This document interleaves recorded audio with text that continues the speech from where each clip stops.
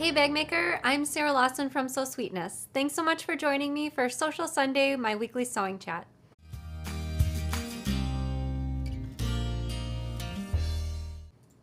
Hey everybody, happy Sunday and welcome to Sewcial Sunday. I see Latoya is watching, and as Latoya's mentioned, my husband Danny will be joining me on set in just a minute. Rebecca's watching from South Carolina. And I also wanted to wish Joyce a happy early birthday. Joyce's birthday is on Thursday, so I hope you have a really great day on Thursday, Joyce.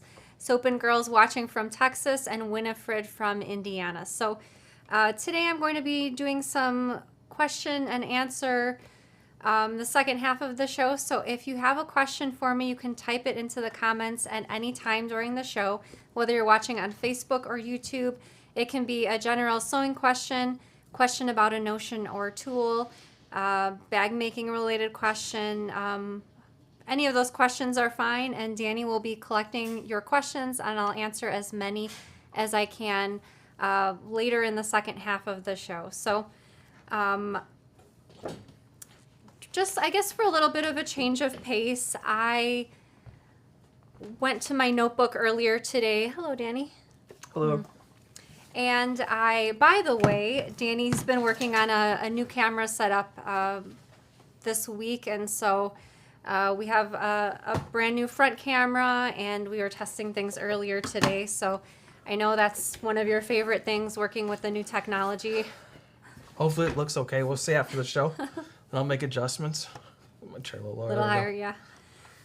So I wrote down before the show 10 questions that I thought would be interesting for me to answer for you on the show, and you're welcome to answer some of these questions in the comments yourself if you feel like you'd like to or are interested in some of the questions. So my first question is a question that I think maybe people misunderstand about me a little bit, possibly, but what is a misconception that people have about my job or what I do? So this kind of came to mind the other day because my trainer for horseback riding, last week she mentioned to me, she wanted to know if I'd been at the sewing machine a lot that week. Obviously my posture is something that I'm always working on, posture both standing, sitting, and in the saddle.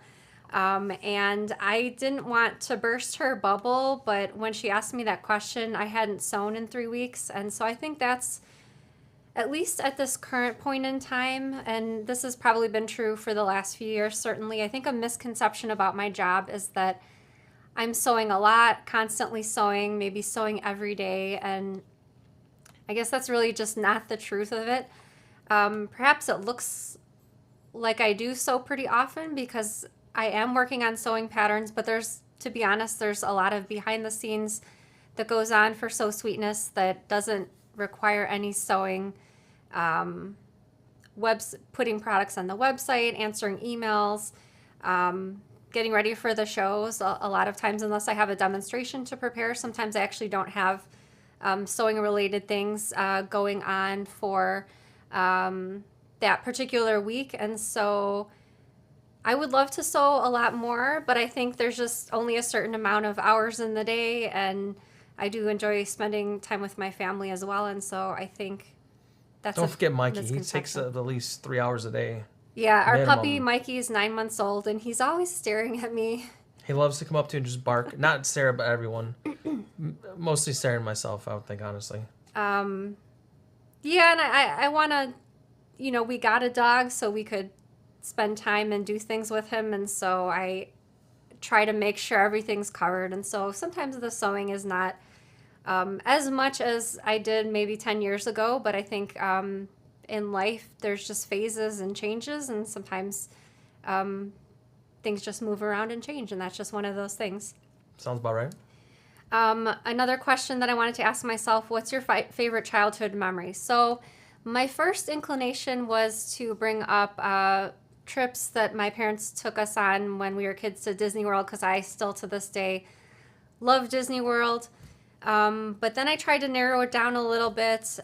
Maybe another non-Disney related memory that I have is when I was a kid, my grandparents and my parents would take us occasionally to Growing up in the Chicago area, our local horse racetrack is Arlington Racetrack, which closed recently, sadly. But I really liked going to the races and making like little $2 bets. And I would get the racing program and look through all the horses' names and read some of their statistics and make, as far as I could, an educated bet. And when I was a kid, I don't remember how old I was, maybe about 13, a famous racehorse named Cigar came to our local racetrack, and it was he was running on 16 straight wins, so it was like a really big deal. I looked up some of the statistics before the show, and that day that he came to race here in the Chicago area, there were 34,000 spectators. I was one of them. I remember getting a Cigar t-shirt. Later on that summer, my parents got me a signed photograph of this horse Cigar at the race, signed by his jockey. And so to me, it was like, I don't want to compare a horse to the Beatles, but like as a child, as a horse loving child, it felt like the Beatles were coming. So I don't know if you can relate to something like Danny, but I would think like a sports team would be my Beatles reference. yeah, I could see It's like that. meeting Michael Jordan or, you know. Oh yeah, for sure. Michael Jordan. Yeah. To me, it was kind of like that. It was like the Michael Jordan and horse version.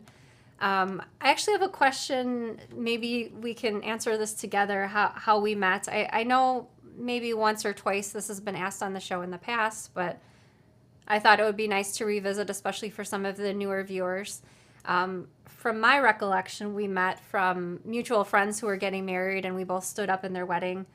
And so generally before weddings, there's things like rehearsal dinner and parties and activities that everyone participates in, and so I think that's how we got to know each other. Is that what your memory serves you? My childhood friend was dating her coworker, and that's how I think we first met, to be honest. But yeah, pretty much the wedding helped ignite things. I remember. Do you remember the Shed Aquarium story? Yes. Or would you like to maybe? You can speak on it. One of our first dates, Danny took me to downtown Chicago. There's an aquarium called the Shed Aquarium, and he drove me down there to watch the stars, I think. But did you drive me in an area Stars. Yeah, exactly what I was going to. No, did you? I think you drove me in an area where you were not supposed to go, because I remember you saying something about we can't stay here that long because the cops might be coming or something. Around the Shed Aquarium, the park shuts down after, I don't know, 9 o'clock at night or something. My one friend showed me, he was actually a security guard, I think, at the shed. And he told me about if you go to the shed after hours, which you could totally do by driving the wrong way down the entrance street instead of driving the correct way, and you can go to the Shed Aquarium and actually drive around the backside of it. And the security or police officers do not check on that side. So I took my car and I drove around to the backside, and no one could see us. The lights were off and stuff like that. Sounds totally illegal. Oh, it was. The things you do for love. Another question that I wanted to ask on myself on the show: what's your biggest failure, and what did you learn from that experience? So, through the years, I made 2 separate forays into garment pattern design, and I actually, both of these 2 times, I spent quite a bit of time trying to learn how to draft garment patterns, learn how to draft all of the size ranges, and I probably spent between 6 months to a year each of those 2 times working on that. So it was quite a long stretch of my life working on learning how to design the pattern pieces for garment patterns. And I think what I learned in that process, especially since I gave it 2 really great shots, is that sometimes when you try to force something, it's not working for a reason. It doesn't mean you're not good enough or you need to try harder. Just some paths that you go down are just not the right path for you. And sometimes it's not I don't know if you've ever heard the saying, it's not no, it's just not right now. Well, for me, for garment patterns, it was no, clearly no. So I think trying things out in the sewing industry, such as, I designed 2 lines of fabric, wrote a couple books, trying different things really cemented for me my confidence in the things that I felt like I was really good at, such as designing bag patterns. And it was really enjoyable going down the different paths. such as the garment patterns. Well, maybe a little less for the garment patterns as far as the enjoyment goes, but I think it really makes me feel good about my place in life. Like I feel good as a person just because I got the chance to try different things, and some things didn't work, but it was okay. So, yeah, it just really makes me happy that we have this show, and I just, I guess I just don't know how to explain it further, but like the bag patterns for me are just really the heart and soul of my creative spirit, I guess you could say. I also was thinking today about what's the best compliment you've ever gotten, and I think I've mentioned it on the show in the past, but I have different folders in my inbox, and sometimes I save emails for important reasons, such as products that we're ordering, but I also have a little folder in my inbox that's called Happy Mail, and I save nice emails, compliments that I get via email. Sometimes people email me a story to go along with a bag that they've made. So things like that are the types of emails that I save in my Happy Mail box. And I think some of the compliments, some examples of compliments that mean a lot to me are when people tell me that I'm a good teacher, I have clear instructions, I have concise and clear videos. So we work really hard on those things, and I think I'd especially like to remember those instances that people paid me compliments. And of course, there's always really nice compliments said on social media as well. But if I'm ever having a bad day, it's just a really nice place to have that little Happy Mail inbox so that I can look through some of those past emails that some of you have sent me. I also wrote down another question. What's an insult you've received that you're proud of? So I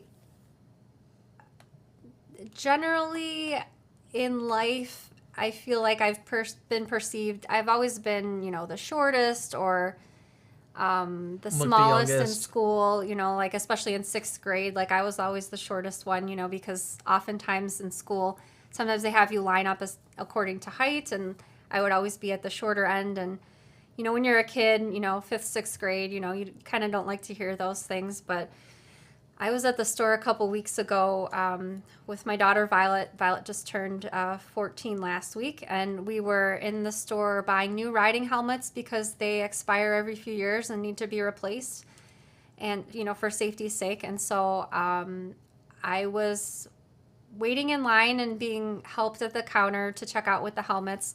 And my mom called me on the phone, and I wanted to be, I just feel like it's polite when I'm at the store. I, usually don't like to talk on my cell phone. So I answered the phone just so she knew that I was almost available. And I said, "Oh, Mom, I'll call you back in 2 minutes." And then I hung up the phone right away. And the lady at the counter that was helping me said, based on what she said to me, I felt like she got the hint that either my mom was calling to check on how much we were paying for the helmets, or we need to get her approval before we were spending however much we were spending on the helmets. And she assured me, the lady at the counter, and she said, "Don't worry, dear, it's okay to tell your mom it's okay how much it costs. It's for safety." So I don't know how much longer I'll be able to get compliments like that when I'm in public from strangers, but it kind of made me feel good. It was a funny little story, and yeah, I don't know. I called my mom right away, and my dad always gets a good laugh when I tell him stories like that. Oh, thank you, Wendy. Wendy says, "Happy belated birthday to Violet." Thank you very much. Yeah, she's turned 14, and my mom had a birthday yesterday. Yes, happy birthday to Debbie, too. Yep, she's older than 42, so I'm not going to say her age. That's my age, so she's my mom. You can do the math. But happy birthday, Mom. Another question I wrote down to ask myself: how would your parents describe what you do? And what do you tell people that don't know us what honestly, I do? I just say we do YouTube, honestly. Okay. And that's probably not even accurate because I think YouTube's part of what we do, but a very small part of it. But I do that just so people could relate to it easily. I think when I first started designing patterns, I would tell people I make purses or bags, and I think that didn't really I used to say that. encapsulate the scope of it, People really. would follow up right away with, does she sell, what kind of purses does she sell? Like Sarah's actually crafting purses to sell like at a shop or something. I'm like, no, she designs purses and we sell the pattern. People can't understand that as a business or a job. That's why I went with, yeah, we do YouTube. Years ago, I got a really great tip from one of my fabric designer friends, and she said, just tell people you're a designer, because I think designer kind of covers a lot of the stuff that we do without being too particular or maybe giving people the wrong idea. I asked my parents before the show. By the way, my parents work for us, so maybe they have Better insight. but my mom said she would describe me as that I teach and help people, and my dad says I design patterns for purses, wallets, backpacks, and we sell the materials to make it. So I think that was a good one too, and I think that I guess that kind of, between the three of you, I think we kind of got it covered about what we do over here at Soul Sweetness. Yep. I also asked my parents to give me a memory of a funny story that they could tell about me. And I think my dad's favorite story about me was, so we got our first dog when I think I was about 15 years old. My first job was working at a dog grooming and boarding kennel, and so we had a lot of dogs come through there, especially through the holidays. I think they had room for up to 200 dogs, so like a huge boarding kennel. So I would see just about every breed of dog you can imagine, mixed breeds as well, of course, some cats coming through, and I worked there with a friend for a few years. So when I was 15, we got our first dog, an Australian Shepherd, Harley, and my dad was really adamant. I'm sure I probably had to plead to get that dog, and my parents finally agreed. But my dad was really serious. The dog's not going on the furniture, or especially not sleeping in the bed. And when we brought Harley home, he had his little, he had a dog crate. He had a nice little bed in there.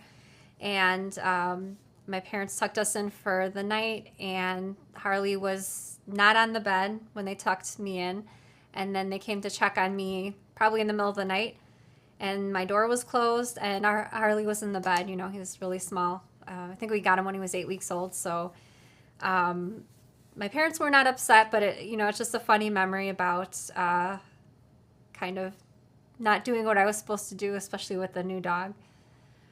If I could go back in time and give my 18-year-old self a piece of advice, what would it be? And for sure, it would be patience. Let's see. Jacqueline says, also Virgos rule, happy to all September babies. Today is my birthday too. Oh, happy birthday to you, Jacqueline. I hope you had a wonderful day today, and hope you had some nice weather for your birthday. I think patience is the thing. Everything comes from patience. Learning things, if you're learning how to sew or sew bags. Patience, your first 10 projects are not going to be the same as your 100th project. So you need the patience to get to the 100th project, or whatever you're learning, whatever skill, knitting, crochet, any skills that you've learned over the years that you're glad that you had some patience to stick with.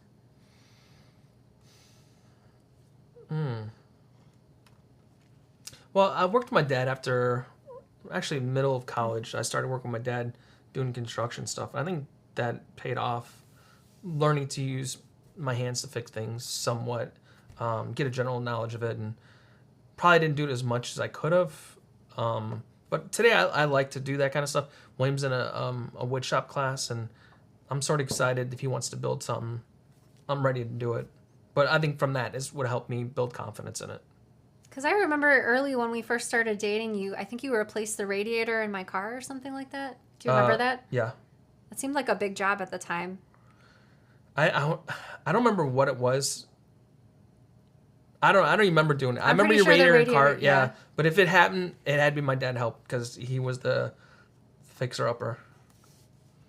And one piece of advice I'd give to someone starting either sewing or starting a sewing career is, one of my favorite shows is Mrs. Maisel, and the most recent episode, one of the main characters was telling her, because she's trying to build a career in comedy, and she doesn't know where her career is headed.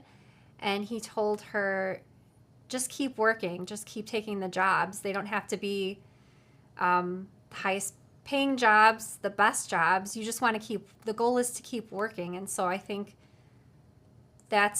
goes for just sewing as a hobby or sewing as a career. Just keep working, keep doing things, keep moving. Maybe that's true in life as well. Always keep moving.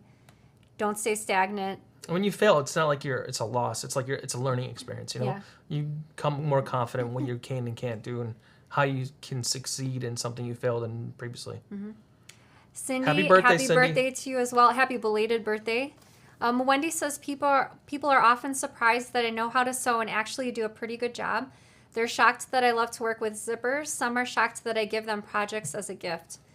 Yeah, I think zippers, at least for beginner bag makers, I think zippers is probably the number one thing that I often hear people say they're nervous about making a project with a zipper, whether it's a zipper pouch or something more complicated.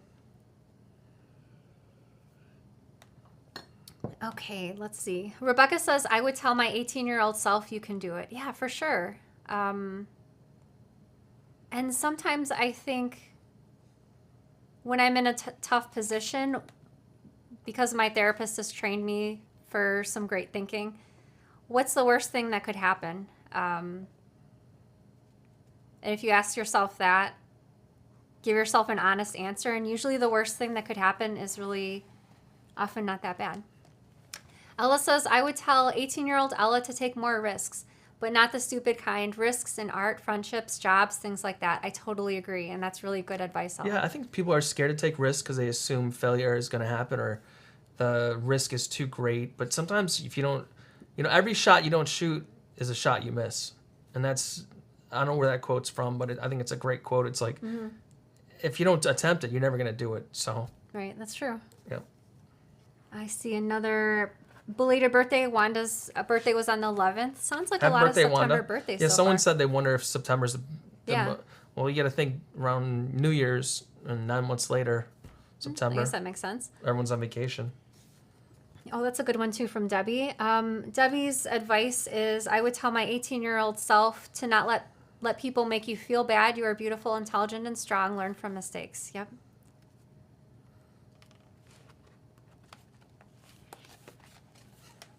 All right. You want to get to your picks of the week? Danny picked. Sure, I've got a lot. Rather than one pick of the week, Danny picked 7 picks of the week. So I missed the get around last to that one, first. and then I'm like, I got to make up for it.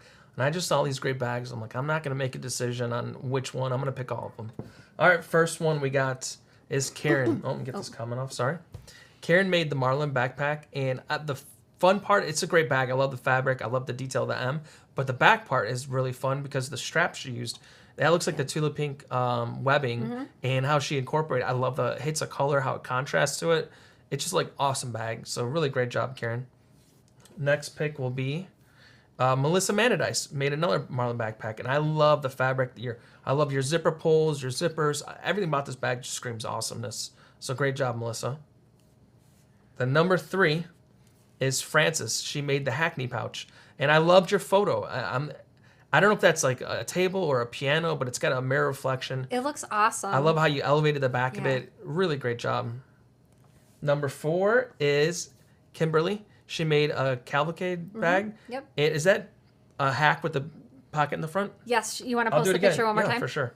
I thought it was, but I wasn't 100% sure. I loved your fabric. Zippers look awesome. She The modified pulls. that front pocket with the twist lock, which looks amazing. I love it in the tulip pink fabric too. Actually, that's sort of like what I would consider like a blender fabric. So like not a large scale print, but like it really pops with the silver or gray vinyl, and it just looked really, really great. All right, number 5 is, I don't know if you say this right, Plurmph. It's Plurmph. I don't know if it's plur, miles per hour, but she made a Super Bloom tote, and I love the Let's do it again too, because I was talking about the name too much.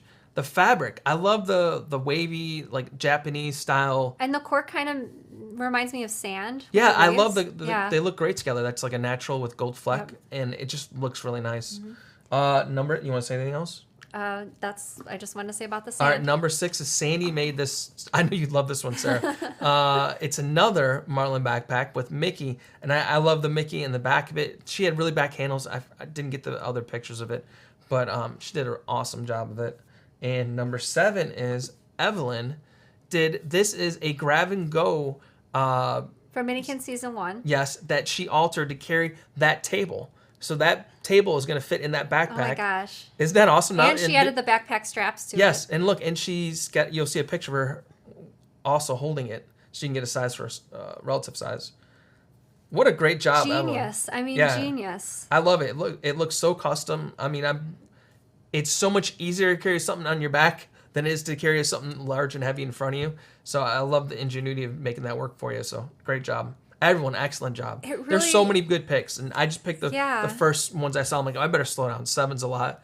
But everyone, great job. And I will do multiple picks every week instead of just one. Oh, yeah, sure. Why stick to one when there's so many good projects? So great I idea. will be getting more pictures in there. It makes me so excited to see those projects, and especially when people modify them for their own uses, like what Sandy did with Kimberly did with the Cavalcade with the front pocket with the twist lock, or what Evelyn did to make the grab and go into such a large project to hold the table. Just so creative. I love the creativity. And yeah, thanks for sharing your pictures on social media. Yep. Danny's second favorite part of the show when he's on it, we'd like to invite all of the bag makers to stand proud. Let us know in the comments that you're part of the So Sweetness Squad. We are both really appreciative of you watching the show, and thank you so much for Thank you, tuning everyone. in. Yep. The comments, even before the show, I'm on there. I could see there's 20, 30, 40, 50 comments.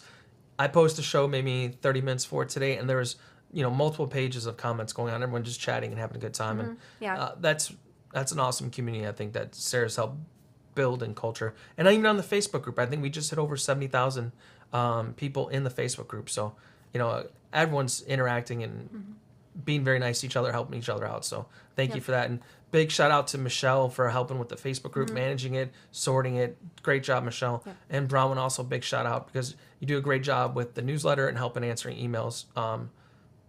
Both you guys, thank you so much. Great job. Michelle does a great job of tagging. Facebook has tags or hashtags, so she goes and tags all of your posts. So for instance, if you made a Marlin backpack, there's a tag for the Marlin backpack, so you can see. You can click that tag, and it'll bring all the Marlins up. You can see all of the posts for the Marlin backpack, so it's a really great resource if you are on Facebook. She does an excellent job with that.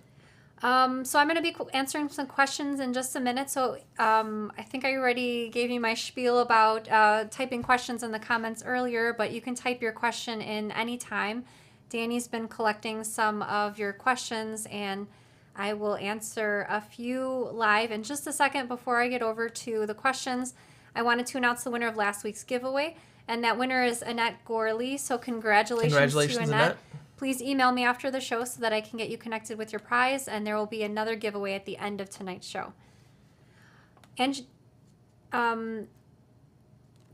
I feel like I'm going to mispronounce the name, so I'll just read the question. You have a PDF for bag accents, but will you sell the acrylic templates of them?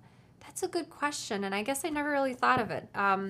There is a free video and a PDF for printable accents for your bag, such as bottom accents. I can't even remember all the different accents. There might be some for the sides as well. I think that would be a great idea to have them in acrylic versions, so I'll write myself a note for that, bag accents. Thank you for the suggestion.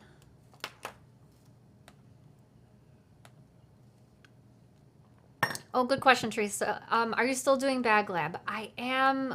We are still doing Bag Lab. I think hopefully we'll have a Bag Lab for next week. I'm trying to, behind the scenes, I'm doing my best to kind of shake up the Sewcial Sunday content a little bit.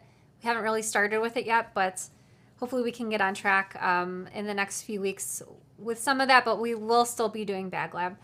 Randy says, does your sewing area get terribly dusty? Do you have any comments on the sewing area? By dusty, if you mean accumulation of materials that is not dust, the answer is yes. Because Sarah cleaned this not too long ago, maybe a week or two ago. Yeah, I sure did. But I'll tell you what, when I was resetting the new camera up and all the equipment, I'm moving stuff here, left, right. I'm like, what is this? Sarah is an extremely hard worker, but she's extremely poor at cleaning up after herself. I am. Not only in the Really sewing poor. area, everywhere else. Yes, really. that's why I did this. I didn't want to say more, but read between the lines. Well, in my defense, a lot of weeks I'm demonstrating things on the show, and so a lot of the stuff on the countertops here is like fabric that I demonstrated last week, or books, patterns, and it really just needs to be. Or how about some interfacing where Mike could show that. I mean, we could just throw this out. Like I see it right here next to me. I could grab it.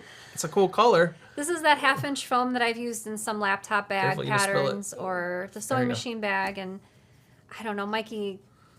Didn't like it. As you can laying see, around. he didn't eat it. He just chewed it up. But Sarah didn't want to throw it away for some reason. No, I did, but my garbage can's full. The secret's out. The show's over. The garbage can is just too full. There's going to be an announcement. Danny will not be on any future Sewcial Sunday shows. It's totally fine. Delva says, I think you read a lot. I would say as a teenager and in my 20s, I read a lot.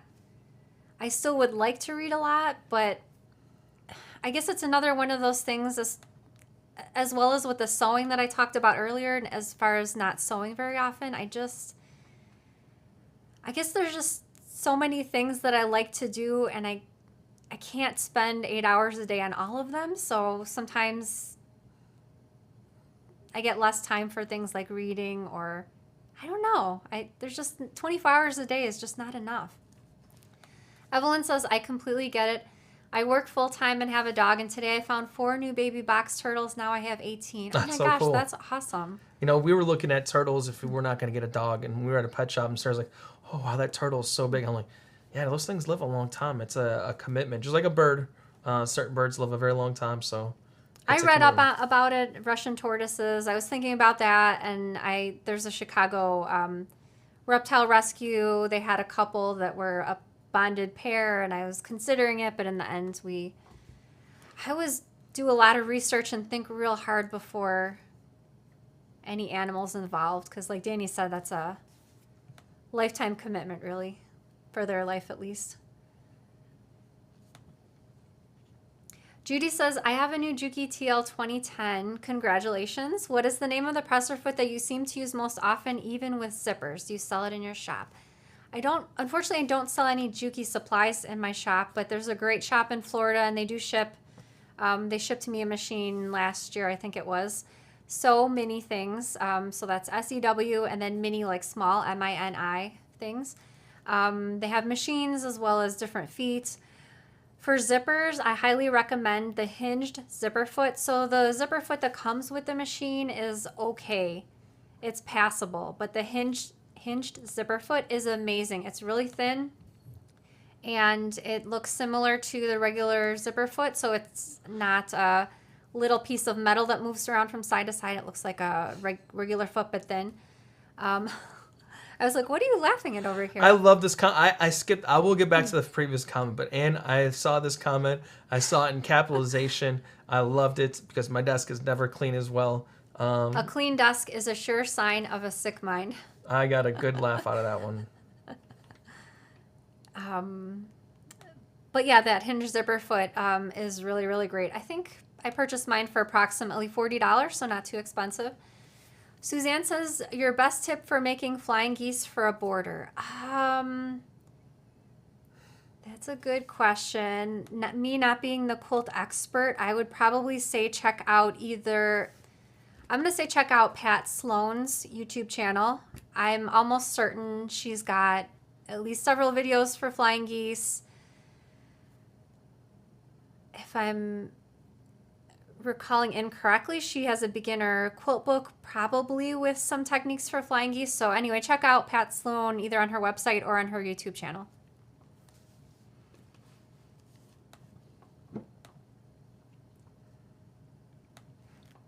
Marge says, did you go to the Submarine races? I don't know what that is. Do you? I believe it's a reference when you were talking about Adler Planetarium or the aquarium. Oh, that sounds interesting. I wonder if that's miniature submarines or... interesting. Julie says, what are some of the project boxes you subscribe to? I actually don't subscribe to any sewing related project boxes, although my friend Vanessa gifted me one. So I guess I technically do subscribe to one. It's from Sweetwater. Sweetwater is the company for the subscription box that my friend Vanessa subscribed me to. I think I've shown some past months kits on the show. I also subscribe to the Sweetwater Label Club, which every month you get pre-printed onto fabric iron-on labels that have your name on it. So really cute. I'll have to show you maybe next Sunday if I remember. So it has your name. So the labels vary. They usually say things like stitched with love by Sarah or made by Sarah. Usually there's like cute little graphics to go with them. Sometimes they're holiday themed, like either Christmas or Halloween or summer themed. So those are two good ones. There's a lot of great subscription boxes out there. I do subscribe to a non-sewing subscription box from Let's Make Art, and that's a watercolor box. They're shipping their Halloween box shortly, which I'm really excited to get. And yesterday I got a box for making watercolor holiday greeting cards. So I'm really excited to make some of those with Violet. If you subscribe to any good ones, let us know in the comments. They don't necessarily have to be sewing related. Perhaps you subscribe to one for knitting or crochet. Let me know in the comments. What is your pet peeve about sewing? My pet peeve, probably Running out of bobbin thread. Yes, that would have to be number one, especially when we're filming a video, because sometimes I realize I've run out of the bobbin thread while we're filming, but I don't want to stop in the middle of the video, so I'll keep sewing and just hope it doesn't look on camera like I'm not sewing with any thread. That happens a lot. What percentage of the time would you say that happens? Once or twice per bag. Yeah, I would say that's probably accurate. Yep. Ella says, after 5 years of art school, 4 years getting a psych degree, I finally got a master's in teaching and now 19 years in a profession I love. Congratulations. What a lot of hard work. And You never know what you're going to do. I think it's that point. Like, she went to school for art for 5 years. Yeah. Said, you know what, I'm going to pivot and go to get a psych degree, master's in teaching. That's a great thing, honestly. I think don't get discouraged. It's hard to pick what you want to do the rest of your life when you're 18, 24, even 30 years old. You may not know what you want to do. And I think it's never too late to change your course on what you're doing to make yourself happy. I think Gary Vee's a person that Sarah follows that got me watching he's stuff. so positive, yeah. Yeah, and he says, it's better to make $50,000 a year and enjoy your job and not have the stresses of a person with $1 million business but is not happy with their life because they're always stressed out. What's the next thing to happen here? What's doing there? The guy that works for someone else, makes $50,000 a year. He's a happy person and he's enjoying his life. And the guy that's stressed out every week because he always wants something better. It's like found the grass is greener. So once you get a Mercedes, that's not enough. You want a Lamborghini. You get a Lamborghini, then you want a Rolls Royce. It's to the point where don't chase stuff that's you're doing for someone else almost, I think, to what it feels like. And I think another awesome thing, and again, just to repeat his name, Gary V, VEE is his nickname for his last name. But he often posts on social media. He gets a lot of people who don't like him, haters, trolls on social media, which I think everyone can understand or maybe has seen something like that online. And instead of hitting them back with something, he always says something kind, like show them love instead, such as, I feel really sorry for them. Their life is probably not happy right now for them to spend time getting on social media, finding my page, leaving me a comment that perhaps is ugly. And so I like reading stuff like that, looking at the positive in something that might be really hard to get past, someone saying something really mean to you online, maybe someone you don't even know. Let's see. What is your advice on drive, motivation of building a business in handmade bags? Because I'm losing my drive, I would say. I would say the business, so I've never personally been in the business of selling handmade bags, but I would say just as a business owner in a creative business, there's a lot of different ways to come at bag making as a business and to be successful, and maybe like kind of what we were saying earlier, trying different avenues. I some examples of people that are successful of selling their handmade bags. I see people that are very successful going to craft fairs, have really beautiful booths, sell a lot. I see people who are successful selling bags on consignment to maybe gift shops, Hallmark stores, local businesses such as local museum in your town, selling on Etsy, selling on your own website, selling in a closed Facebook group, kind of like how we have the So Sweetness group, which is a closed group. They sell to their audience in their own Facebook group that's a closed group. Perhaps they have monthly product drops where they release their custom bags. You know, I think a way to attack it, if you want to be, I don't know if successful would be the word, but to invest in yourself, for one. If you're trying to do this through social media, I would highly invest in a nice camera. And I'm not saying nothing crazy. Buy a used camera, get a used lens, maybe one that's 2-3 years old, so it's going to be less expensive. Or cell phone Phone cameras can be sometimes good. And if that's what your budget can afford, I would highly do it. But I would stage your bag in a way that it looks not like someone, I would not say professional, I would say something that looks visually appeasing to other people. So say, for like instance, a lifestyle type of photo? yes, or not even it's a project that's maybe with the light hitting it and getting nice shadows, and the way that you take the picture is going to be indicative to people how your product is. To me, if it's like, if you're trying to get customers, you want to give them an image that, hey, that looks pretty nice, let me check it out. But I would say this to you is, I would go into groups such as like So Sweetness, where you can post one of Sarah's bags, and you take a nice, say you made a nice bag and you took a nice picture of it, people are going to like it, they're going to be interested in you, and that's how you can build people that know you have your business. And there's many groups, there's a lot of different, like even fabric groups where they have like, what's the one where you pre-order fabric? Custom groups? Like custom groups. And if you take their pre-order fabric and you make nice projects out of there, people will know you for that. I'm not saying this is one person, but I know Rock Baby Scissors does an amazing job with her photography. She sets the bag up in a nice like neutral palette background. She'll take, if it's like a green pearl bag, you may take green purple pencil. I was trying to grab them, but I didn't reach it. You take other stuff and you stylize that picture to make a great image. And that's what I think you gotta, it's a long-winded answer, but my answer is to take good quality photo, style it in a way that looks different than other people's, and be consistent. And that's what I would say. I also wonder, this kind of makes me remember my old blogging days. So when blogs were a big thing, it was all about community. So it wasn't about, I participated in this weekly every Friday. Like a blog hop? Every Friday, my friend had a link up where you could post a photo of your finished project. I guess similar to posting your photo in Facebook groups. And it wasn't about just posting your picture. And I'm only applying this to what I thought about blogs in the day. But she even said on her blog, don't just post your finished project. Make sure you go and take a look at other people's projects, perhaps comment on them, and it builds a sense of community. And I think it's sort of almost sends good karma your way. So I think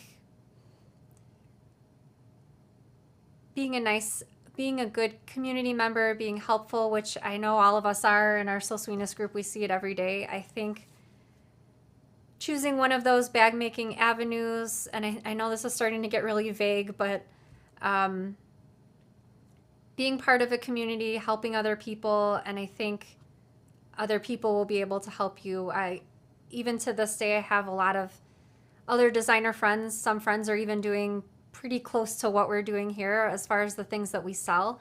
And it just feels better rather than being enemies or competitors, helping each other, talking amongst each other, learning from each other. And I think that can apply to bag selling as well, bag making groups. And I think that's one of the pluses that the So Sweetness group throws out there, that everyone's always really nice and helpful in our group. For sure.